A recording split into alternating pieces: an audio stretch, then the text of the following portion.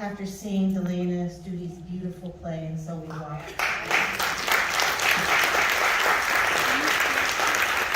Delana and So We Walk exemplify the breadth of diversity we seek to engender. The Essie Award, as we've shortened it to many times, informally, but I guess officially,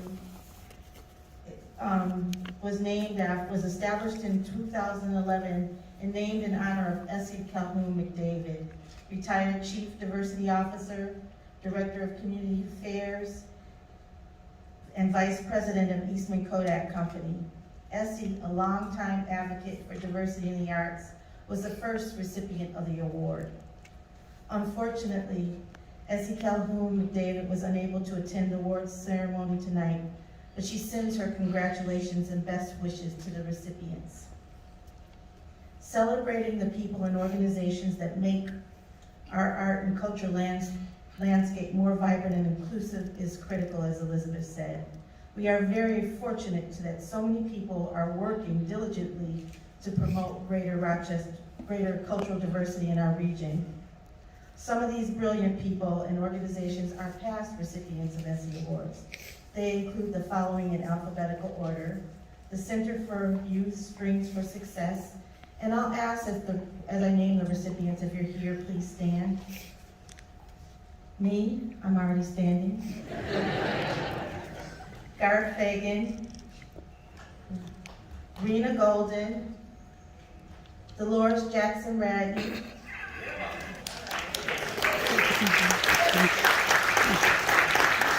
Deborah McDell Hernandez, Nidia Padilla Rodriguez, School of the Arts, Seneca Art and Culture Center at Glenadigan, David Shakes, and last but certainly not least, Thomas Warfield.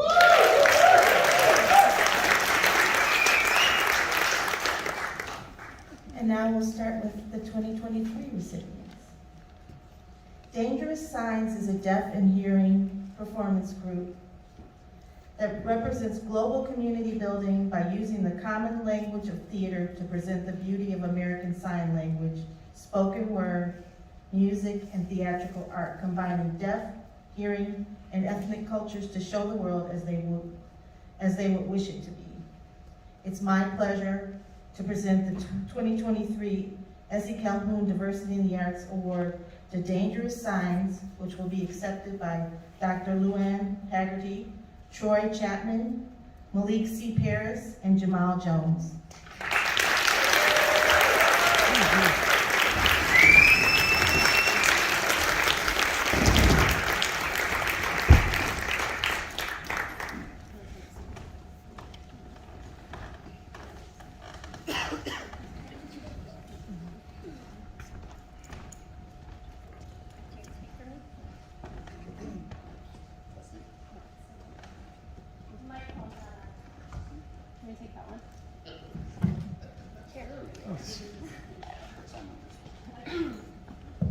Perfect.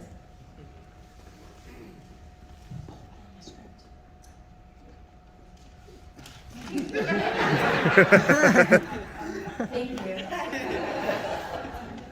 Thank you. Dangerous Signs has always been a magic. Sorry. Everyone who's a Dangerous Signs member, Bum, bum, ba-da, bum. Who knows Mission Impossible, everyone? Bum, ba-da, bum, bum, ba-da, bum, we are Dangerous Signs.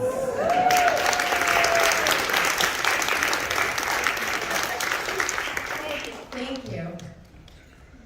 Dangerous Signs has always been a magical mission impossible, representing the world and our community the way we want to see it, using arts to lead to a place where deaf, hearing, black, brown, white, men, women, gay, straight, we're all represented and in communion with performance on stage.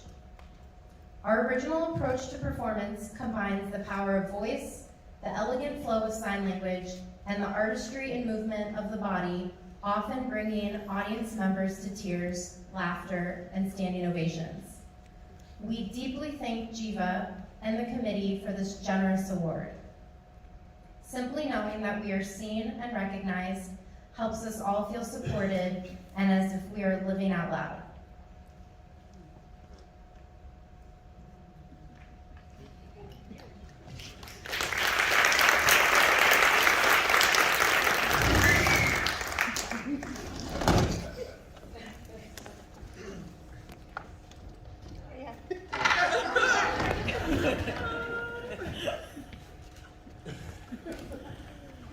Thank you. So now I would like to welcome you all, and again, stand in ovation for all those present members and past members of Dangerous Signs. In the room today, can you say please be recognized?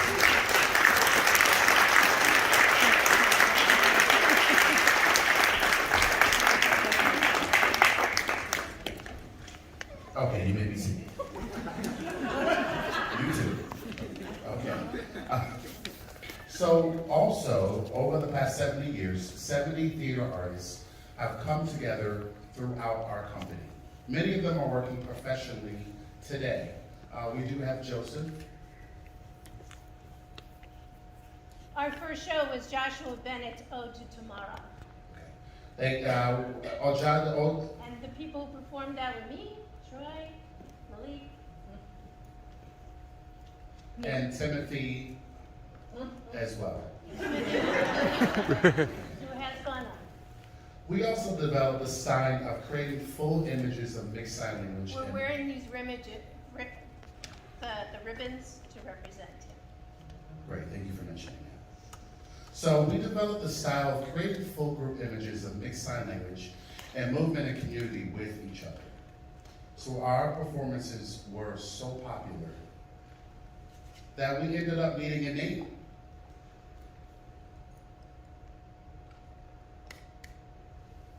We were getting so much exposure. So in homage to Rosalie Trim, who had a similar ASL music performance group, 6 years earlier, we came up with the name.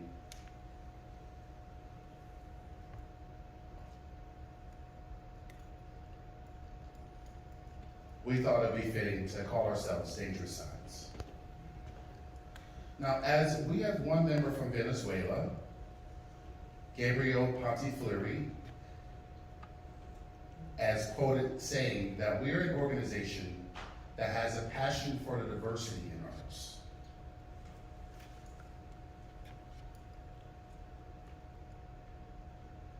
We use our unique deaf and hearing performances as an expression of our truths.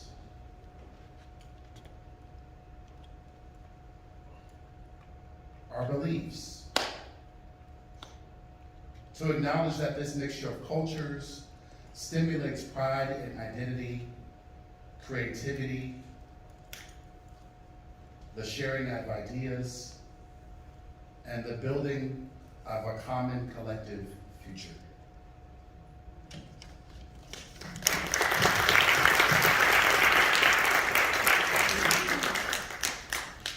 Now, our goal in creating performance art in the community, combining different cultures, ethnicity, sexual preference, and deaf and hearing, the purpose is to show the world that the world we'd like it to be, and to encourage community and the coming together of different individuals.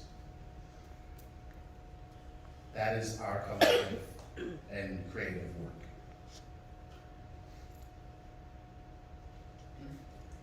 For this measure, we were not divided. We pulled in every performer who wanted to work on the idea that all of us would make a community, that we wouldn't be divided, and we would find our way to a shared language.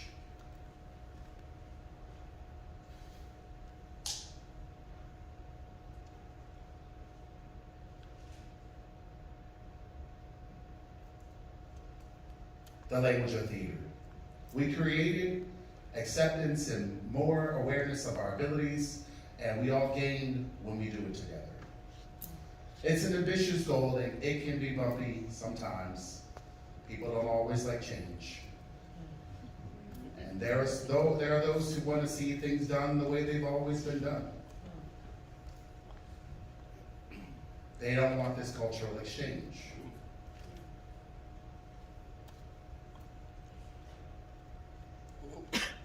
We wanted to find a way to bring all of these communities together into one melting pot, and so we are stronger together for that reason.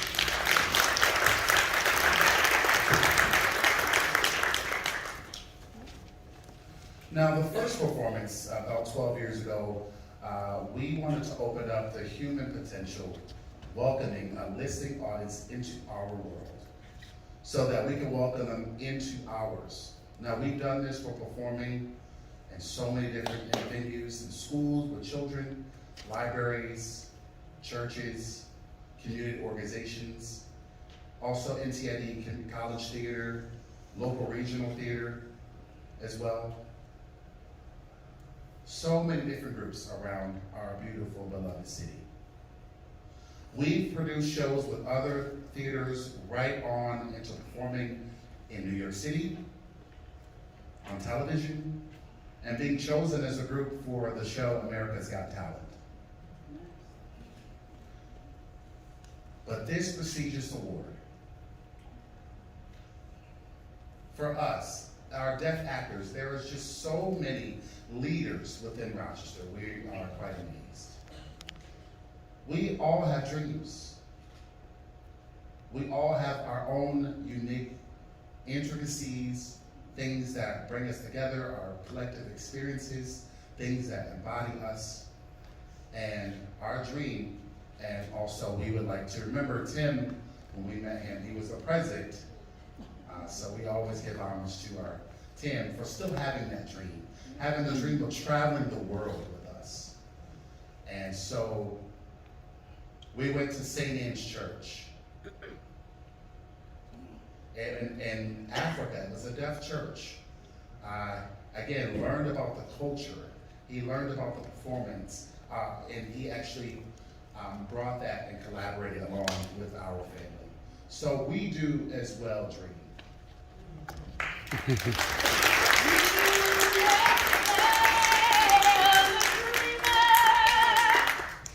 But I'm not the only one.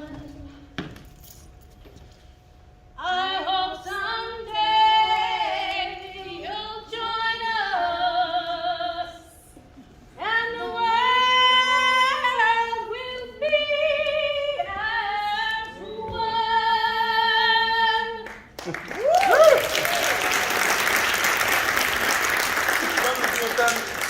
Welcome to the family. Thank you to Jiva. Thank you to the committee. Thank you to to Essie Calhoun. And thank you all for this award.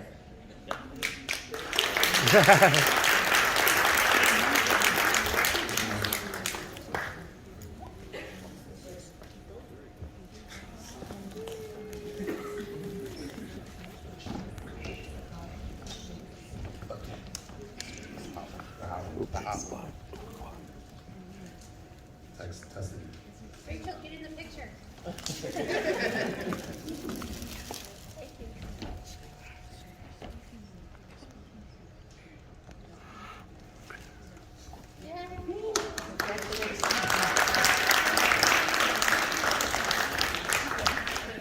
Sam, we need the microphone back.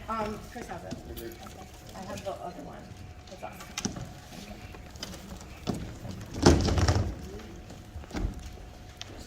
I know it's true in theater in general, but certainly in movement work, we are flexible, and we go with the flow, so we're seeing that in action today. And congratulations again to Dangerous Son.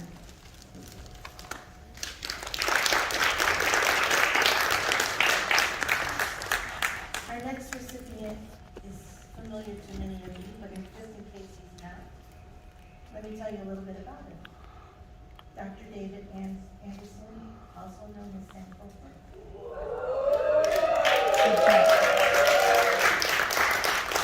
He's recently retired as visiting community scholar at Nazareth College. effort to broaden the connection between the Rochester and Nazareth communities. And I'll tell you a little secret. When I worked at Nazareth, and they relocated us when they were renovating the art center, one of the things that made that experience so special is my office was right next to Dr. Anderson. He crafts living history enactments, recalling the experiences of African American Union soldiers, collectively known as the United States Colored Troops. Anderson is a senior fellow, United States Colored Troops Institute for Local History and Family Research. He has been chief organizer of Rochester's annual tribute to the United States Colored Troops, where the focus is on the 16 Black Civil War soldiers known to be buried at Rochester's municipal cemeteries. Anderson, as Sankofa, has been an interpreter of African and African American folktales and a featured storyteller at Rochester area schools, colleges, and other settings in 24 states, and in 1993 in Ghana, West Africa. In Rochester since 1995, David Anderson has been featured as Frederick Douglass in interpretation of that freedom fighter's more than 22 years in residence in Rochester. In 2018, Anderson was appointed by U.S. Congress to the federal commission established to honor the 200th anniversary of Douglass's birth. And I believe it's true to say that he was the only non-congressman appointed to that role. On February 14, 2023, he was recognized by Douglass Family the Douglass Family Initiative Celebration of Douglass's birthday. He is co-founder of AFABA, the Heritage Associates, interpreter of Rochester's African American cultural heritage, and the Black Storytelling League of Rochester. In 2000, he co-directed the 18th Annual National Black Storytelling Festival and Conference, and was a recipient of the National Association of Black Storytellers Zora Neale Hurston Award. Annually for more than 25 years, he has convened the celebration of Kwanzaa in Rochester. Over the years, organizations such as the Farmington Quaker Meeting House, Teen Empowerment, the Rochester Association of Black Journalists, the Urban League of Rochester, and Action for a Better Community have recognized Doug David's contributions to the community. He was also awarded the New York State Liberty Medal. Please join me in applause congratulating Dr. David Anderson as he accepts a well-deserved 2023 Essie Calhoun Diversity Arts Award.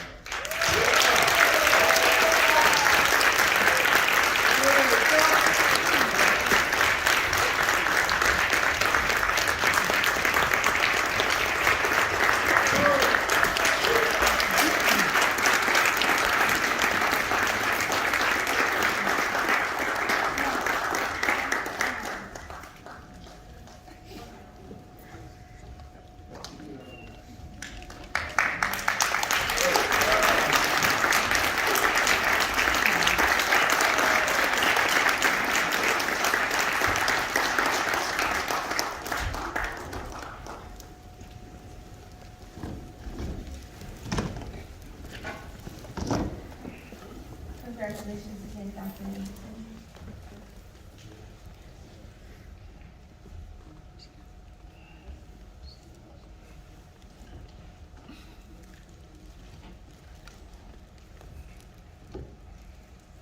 Sean Dunwoody is a multidisciplinary award-winning artist, educator, and community activist based in Rochester, New York. As an artist, Dunwoody has created a wide range of public art installations.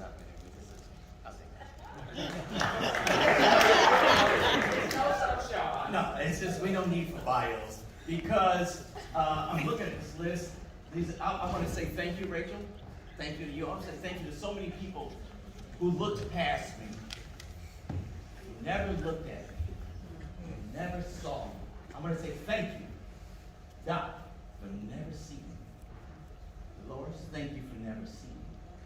My wife, I want to thank you for never looking at me. My mama, thank you for never seeing me. David, thank you for never looking at me. Bill, thank you for never seeing my face. Because Suzanne, thank you for never seeing me. There's a lot of people I want to thank because who I thought I was somebody who was feeling tired, feeling sorry, can't accomplish nothing. Oh, I'm just a failure at it. Oh. But you saw what I couldn't see in me. And I want to thank you all for that moment. If it wasn't for the touch points of each one of you in this room, I wouldn't be here now. It is you who deserve the honor. It is you who understand to look beyond people. Steve, I'm looking at you right there. I'm just pointing out names. It is you that deserve the honor, respect. My elders, my contemporaries, my people who saw past who I thought I was and saw something greater. And that's why I stand here. And I say to all of you, thank you from the bottom of my heart, and I love you all. Thank you.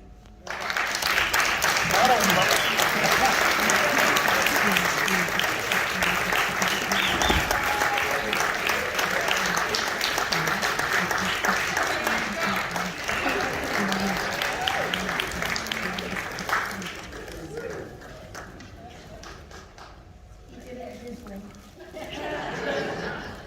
I'm not surprised, but it's very meaningful and certainly.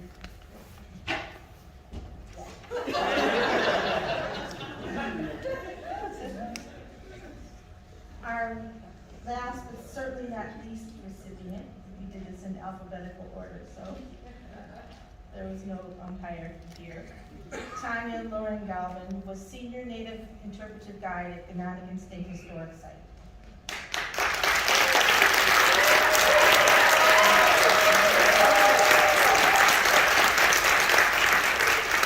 She is an accredited interpreter through the National Association of Interpreters.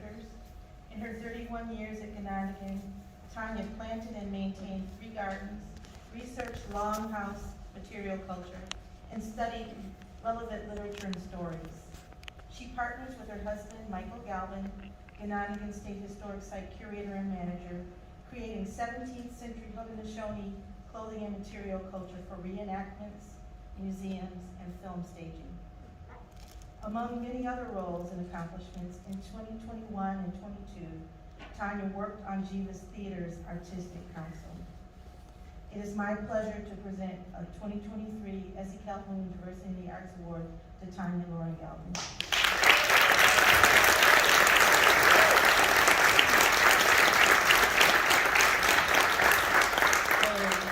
John stole my speech.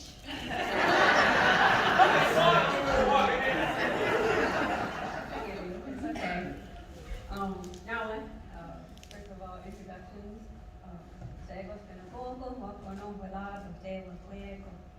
Greetings and given and love to all of you. I love this diverse crowd. So I am a storyteller, basket maker, traditional Mohawk, everything. For Haudenosaunee, Iroquois. And I've been doing this for over 3 decades. I started as a little res girl at the Akwesasne Mohawk Reservation and walking those roads as a young child, all by myself, singing and dancing, making up stories. And then in '91, I came to a Rochester office, and I met a young woman, a young Jeanette Miller at the time. I was with my brother, and he was talking to her about jobs. And she said, "You should go to Ganonigan, and you should apply your skills there, Peter." That's my brother's name. And so he did. Before he left, he's like, "You want to go?" I was like, "Yeah, sure." It's on top of a hill, Jeanette said, and a lot of fresh air, trails. I was like, "Yeah, I want to go there, yeah." So I went to my brother on his job interview. And that is very much in keeping how Haudenosaunee do things. Family. And I'm very thankful that my family is here, my extended family, new ones. and extended family, my community. You all helped me, just to speak from my heart. And now, well, 3 decades later, they paid me to do what I did as a child. To walk and talk with people in the woods, and to share our culture, to share every part of it. And I was glad to do that. I met the most wonderful people there. I hope you can feel me seeing, looking at you. Oh, yeah. Now, I thank you. Essie Calhoun Award. Essie Calhoun, thank you. Rachel, thank you. Now,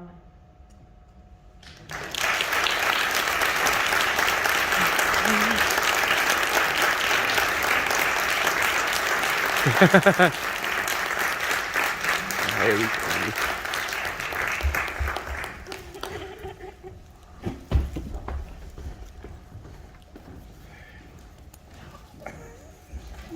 I do want to give a shout out to Nancy Don, who's right there, the designer of the award.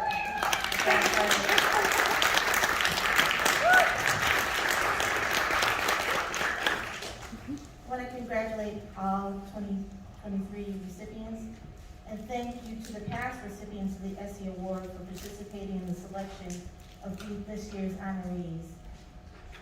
Please join us in the lobby and cafe for a celebratory reception.